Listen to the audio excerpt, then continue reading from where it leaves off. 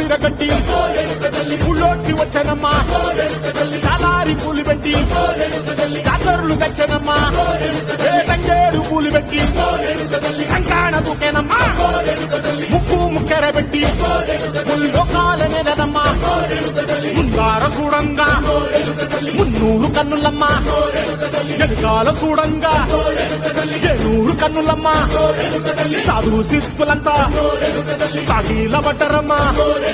మహారాజు రాజులంతా ఒకరిల్లిరమ్మా